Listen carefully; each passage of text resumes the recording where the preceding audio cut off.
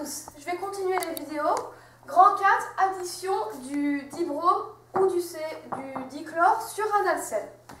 Maintenant, ici, on a l'éthène qu'on additionne au dibrome. On va voir ce que ça donne. Maintenant, ce qu'il faut faire, première étape, on recopie l'alcène qu'il y a. Donc là, en l'occurrence, l'éthène. Donc,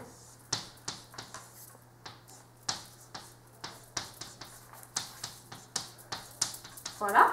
Maintenant, qu'est-ce qui se passe quand on l'additionne à du dibrome? Maintenant, en fait, la double liaison se casse. Ça devient une liaison simple. Après, donc, chaque brome s'accroche au carbone. Donc là, on voit qu'il n'y a que 2 carbones. Donc, quand il y a plusieurs carbones, en fait, chaque brome s'accroche là au carbone, là où la double liaison était au milieu. Donc, on va voir dans l'exemple suivant parce qu'il y aura plusieurs carbones. Maintenant, donc ça c'est la bromation de l'éthène. On va voir son nom. Donc, un alcène plus un halogène devient un halogénoalcane. Maintenant, donc, un éthène plus un dibrome, ça fait... tout d'abord, on voit où sont placés les bromes. Donc là, ils sont en position 1 et 2, donc 1,2 tiret. Donc là, il y a 2 bromes, dibromo. Donc, avant, l'éthène, il avait une double liaison. Maintenant, il n'en a plus, donc c'est un alcane. Donc, c'est l'éthane. Tout simple. Donc, si on suit les étapes, on arrive à le nommer facilement. Donc, le 1,2, les bromes. Dibromo, parce que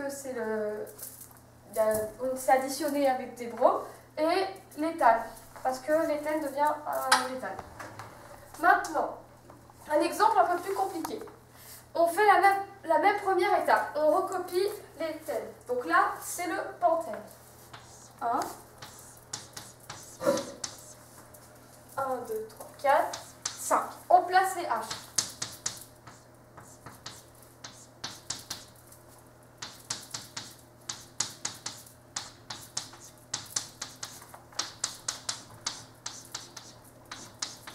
Une fois que les H sont placés, on fait la même deuxième étape. Donc, la liaison double se casse. Ça devient une liaison simple. Et après, là c'est des chlores, mais peu importe que ce soit du brome ou du chlore, la même chose.